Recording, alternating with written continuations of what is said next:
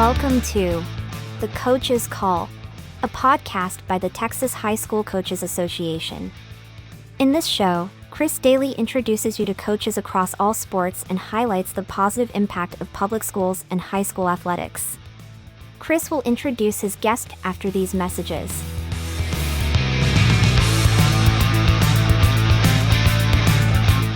Hello, Coach's Call listeners. This is Joe Martin, Executive Director of Texas High School Coaches Association. Thank you for listening to our new podcast. This is a new adventure for us. Our goal is with this podcast to help spread the stories of all positive things coaches in our great state do for athletes. We also want to keep you updated with all the THSCA initiatives our members can take advantage of. As you go through your season, don't forget to nominate your best athletes for our super elite teams. We will have teams from each sport and classification under the UIL umbrella. Also, we need your help recognizing the state's amazing assistant coaches and head coaches. As coaches typically don't have a problem recognizing their athletes, but we struggle when it comes to patting ourselves on the back. So let's change it. Make it a priority to help us recognize the great work that coaches do in the state of Texas. Finally, put February 3 on your calendar right now. Saturday, February the 3rd, we will have our annual regional meetings. This is a great opportunity to gather with area coaches, get THSCA updates, and nominate people for THSCA awards. This is open to all coaches of all sports, and it's the perfect way to network with coaches in your area. So go to thsca.com to find nomination forms, deadlines, regional meeting sites, and much, much more. We want to thank all of our coaches for the work they do for students every day. We will continue to support you by helping coaches help kids. Thank you. Have you ever thought about doing your own podcast? It is the absolute best way to grow your brand, spread your message, and build your following. Fresh Media Works can help. We do all the heavy lifting, and you just focus on your message. To find out how easy we can make launching your new podcast, call 713-269-4620 or check us out at freshmediaworks.com. The interviews in this show are brought to you by the Texas High School Coaches Association. THSCA provides to its more than 26,000 members access to the people, events, tools, and resources to help them thrive in the profession, become trusted leaders in their communities, and live balanced and successful lives. The work and sacrifice coaches do every day is vital to the development and success of student athletes. The THSCA supports these efforts. We fight for every coach, provide them with the connections and resources to improve their lives, and help all student athletes throughout the state enjoy lasting success. The mission statement is simply this: to help and serve Texas high school coaches as they work to help and serve student athletes. Helping coaches help kids. For more information on the THSCA, visit www.thsca.com.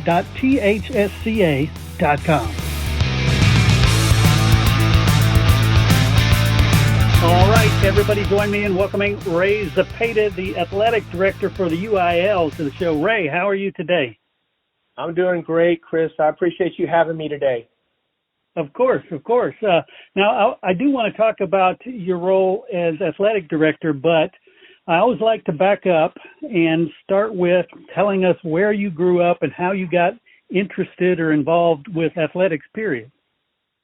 Well, I was originally from Corpus Christi, Texas.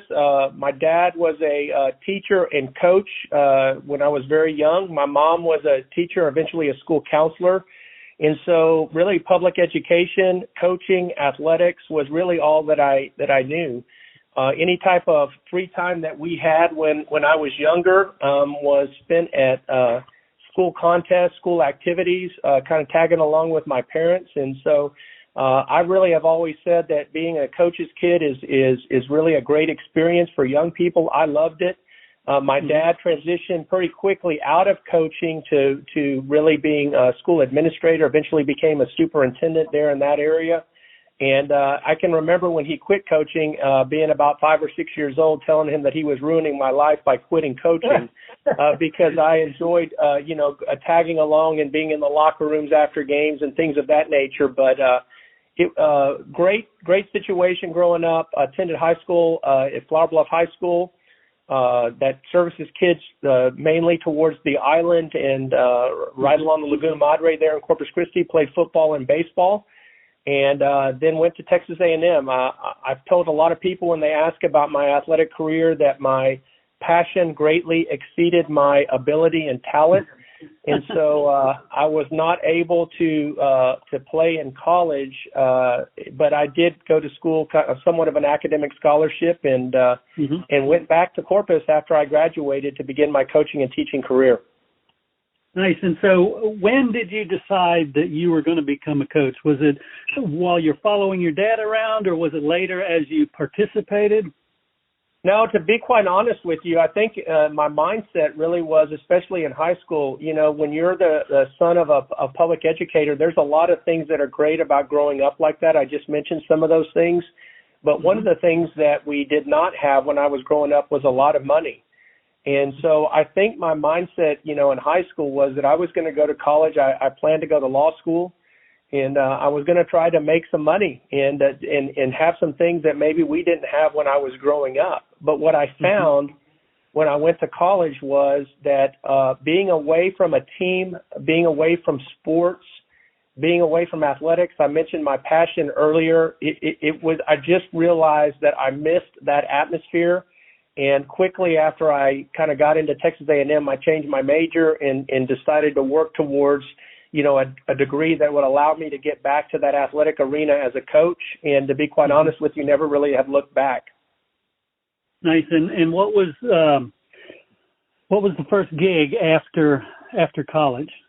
Well, I started out my first job was as a middle school coordinator in Corpus Christi, Texas, at Hamlin Middle School, and that was an interesting position for me to be in. I was 23 years old. I think I worked with about 7 or 8 other coaches.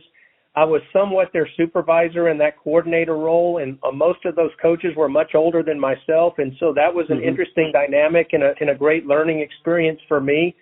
I would always suggest to coaches that are trying to start out in our profession that they start in middle school. It is a tough job, and I have the greatest and utmost of respect for middle school coaches. There's really nothing like that job. And I quickly figured out, and I told my coaches later when I was an athletic administrator, that I was not tough enough to continue to coach in middle school. And so after being involved with middle school coaching for 1 year, I kind of got moved up to the high school at W.B. Ray High School, taught there, coached there a couple of more years, and then eventually migrated up to the Houston area and worked in a variety of environments there as a teacher and coach.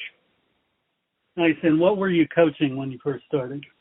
Well, I've always coached football for 20 years, and I think that sport is what I'm most passionate about. I've had an opportunity to also coach baseball, high school baseball. I've coached track. Those were the main sports that I coached kind of coming up. I was very fortunate in my coaching career. Once I somewhat moved to the Houston area, I had coached track in addition to football, but quickly was able to, in my coordinator role, really just coach football for a number of years as an assistant coach before I became a head coach and athletic director. And so I love all sports, but what I have directly coached is football, baseball, and track. Nice. And you mentioned what drove you to this field was your longing to be in that atmosphere again. But once you did get back and were actually a coach, what did you notice was an eye-opener, like, wow, I didn't realize this is what it is? Well, I don't necessarily know that I knew about, especially being a football coach, about what that football grind was like, working 7 days a week for months on end.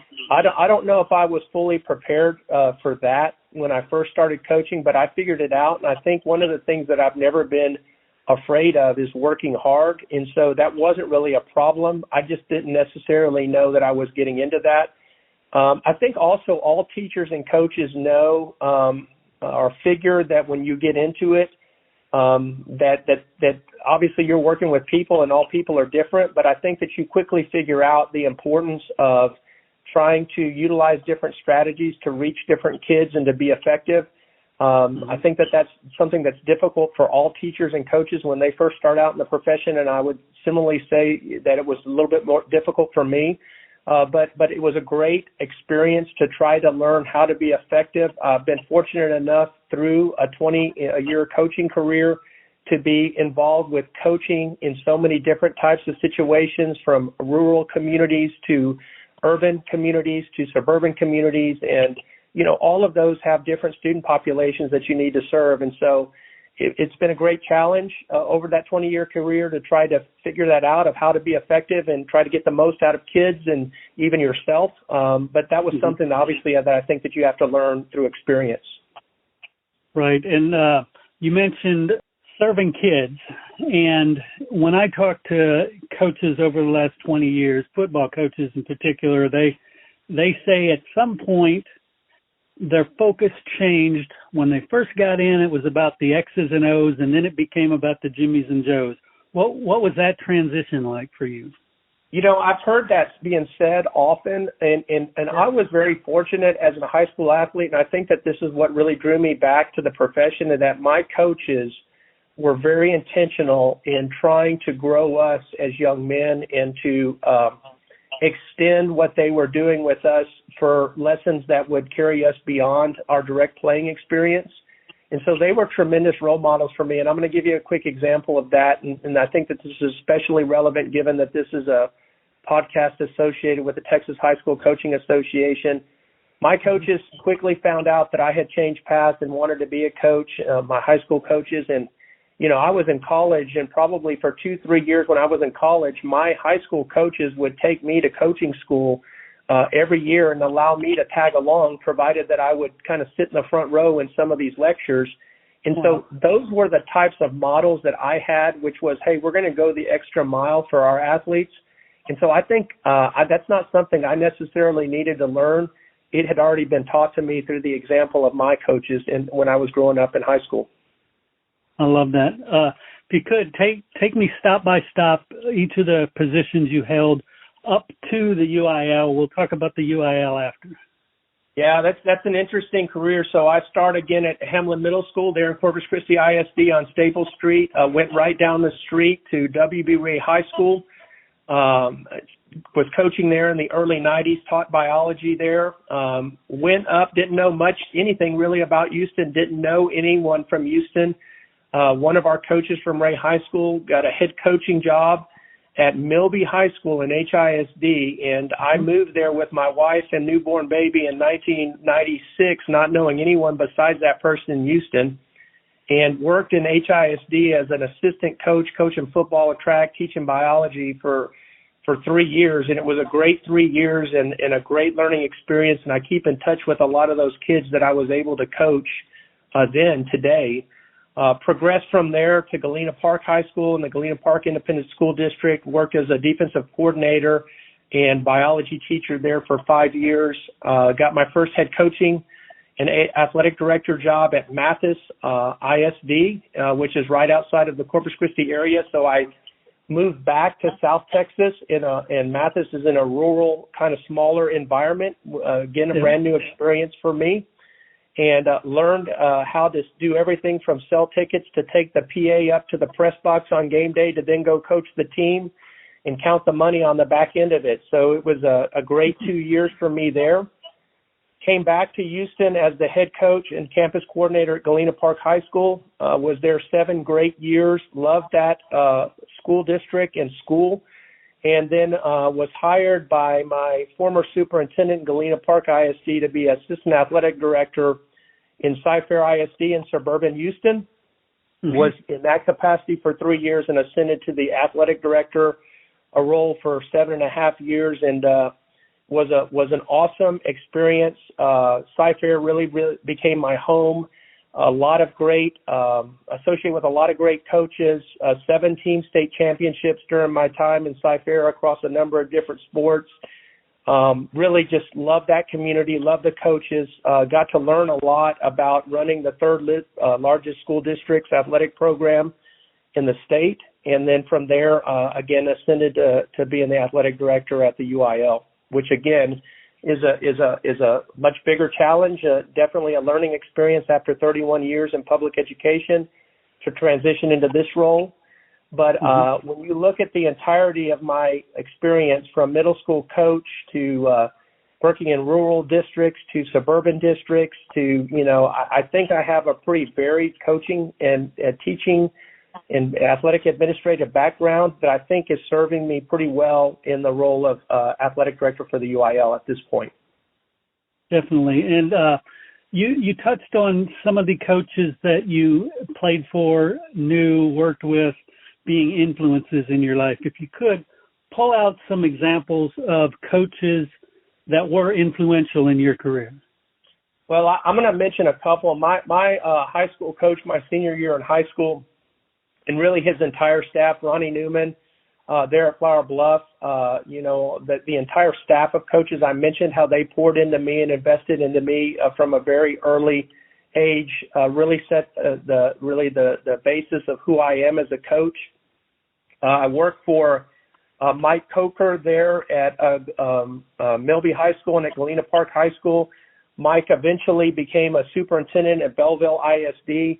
Mike was extremely organized, delegated a lot of responsibility to his assistant coaches, and he was someone that was very transformative in my career.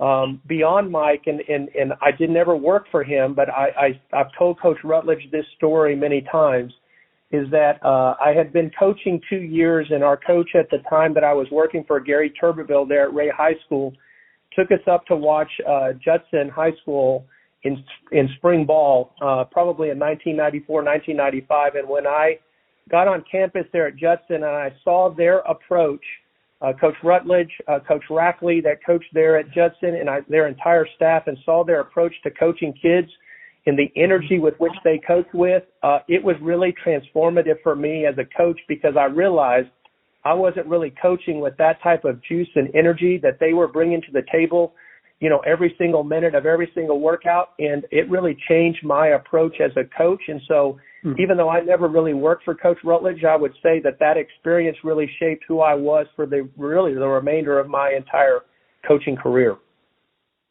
Excellent. Yeah. Well, what a great resource he has been to the entire state. If you could, let's talk about the transition to your current position, how that came about. How'd you get here?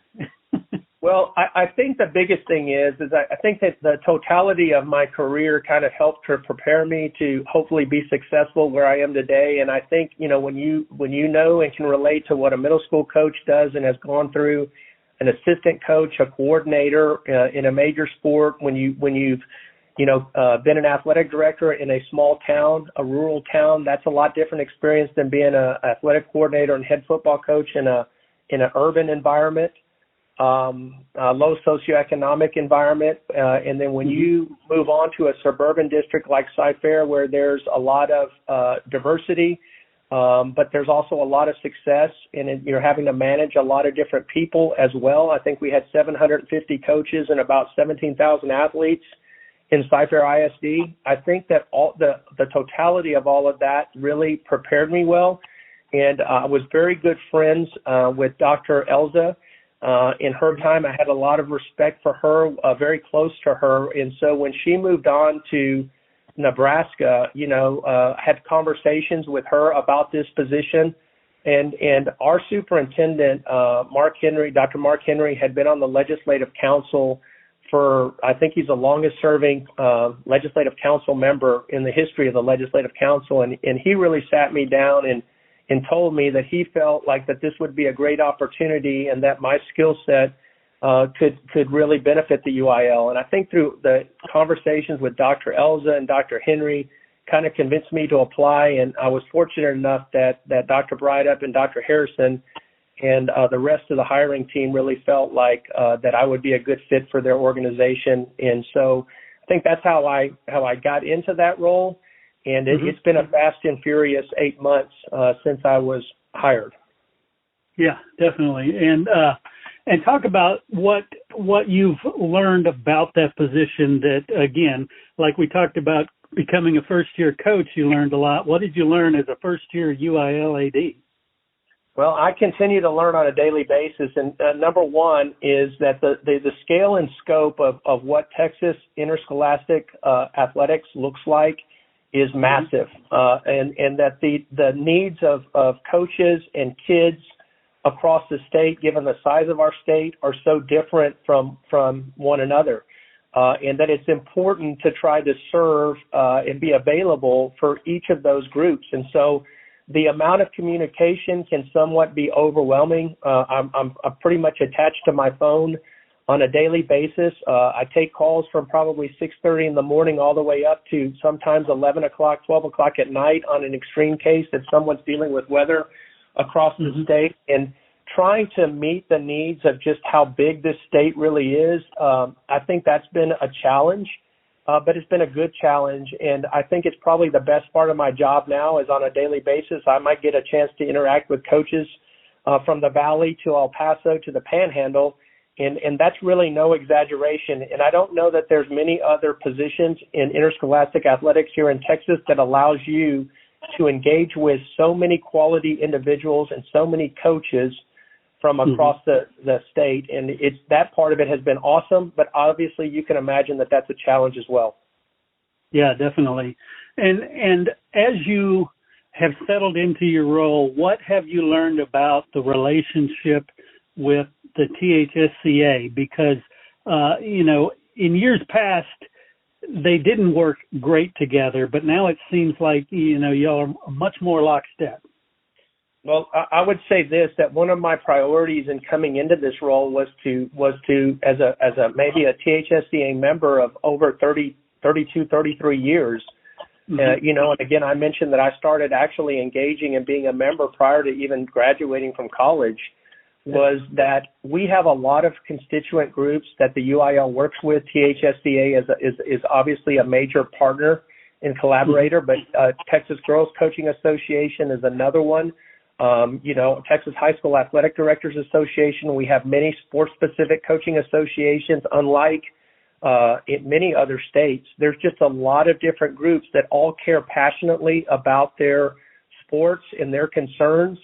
And I felt like, especially at a time where maybe sometimes there's a feeling that public education and public education activities are being threatened, that it was important to really move into this role with a spirit of collaboration, of teamwork, and being very intentional in trying to leverage the power of all of us working together to protect and enrich the things that are important to us.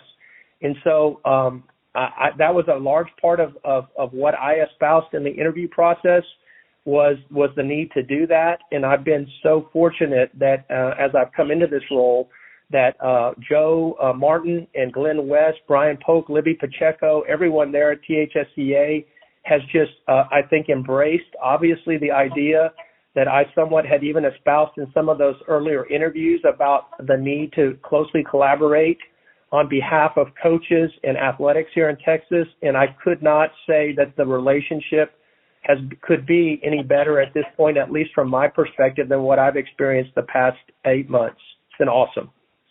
Definitely. And what about some of the challenges that the UIL deals with that maybe the average parent or even the average coach may not be aware of?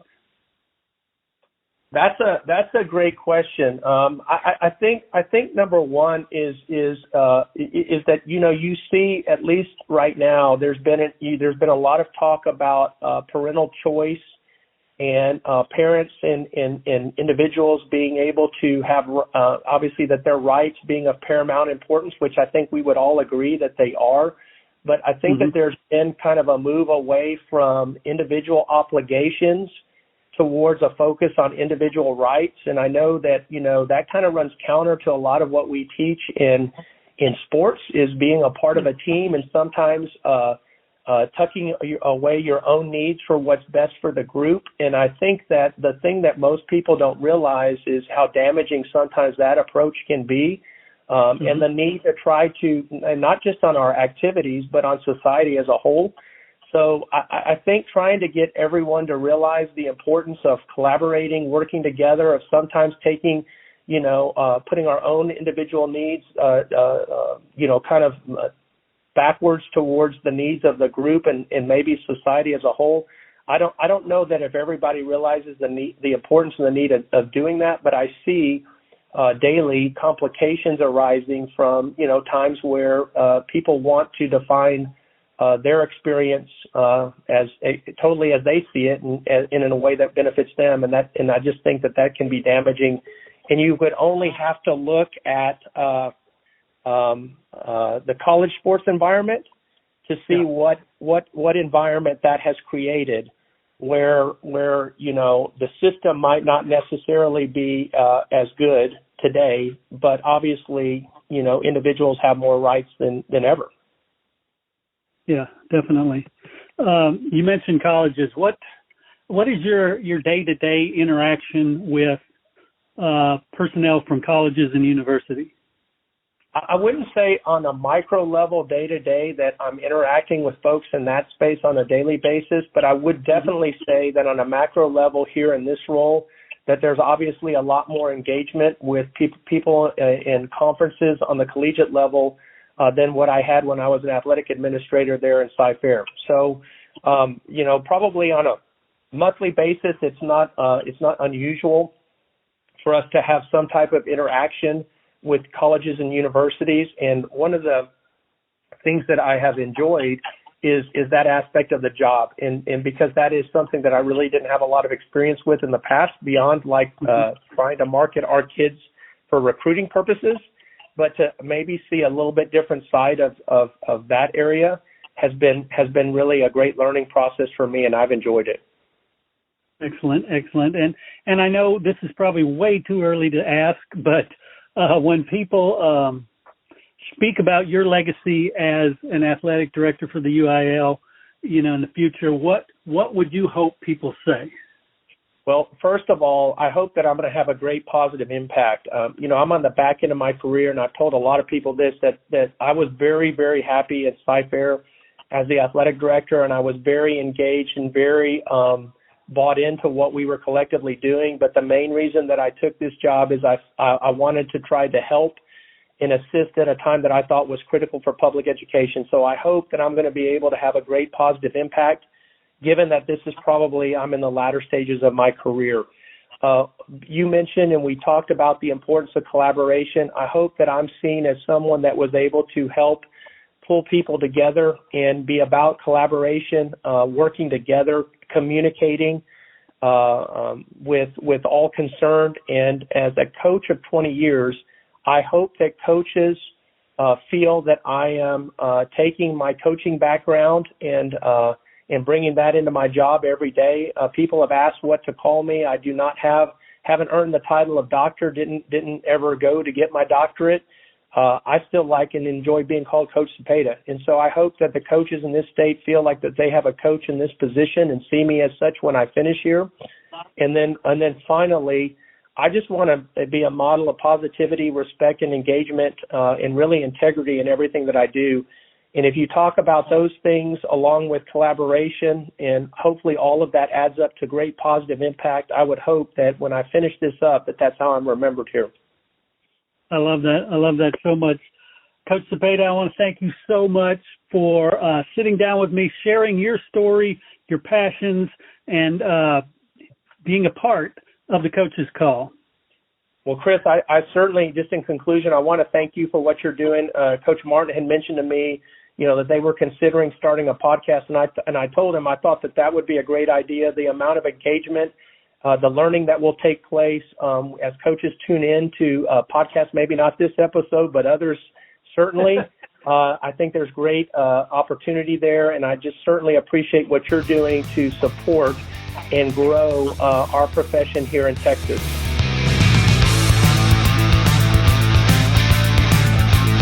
Hey, of course, I want to thank our guest, but I also want to thank you. I want to thank you for giving me what I consider the most valuable thing you can give, your time and your attention. And I know you don't do it to hear me. You hear it for the great messages provided by the THSCA. And hey, if you'd like to associate your company with the THSCA and the Coach's Call podcast, Limited sponsorship opportunities are available. You can reach out to me, Chris Daly, 713-269-4620, or head over to my website, freshmediaworks.com. Once again, thank you so much for supporting Texas high school coaches. Please share this show out to everybody you can so that we can help share these important messages. Thanks again, and we'll catch you next time on The Coach's Call.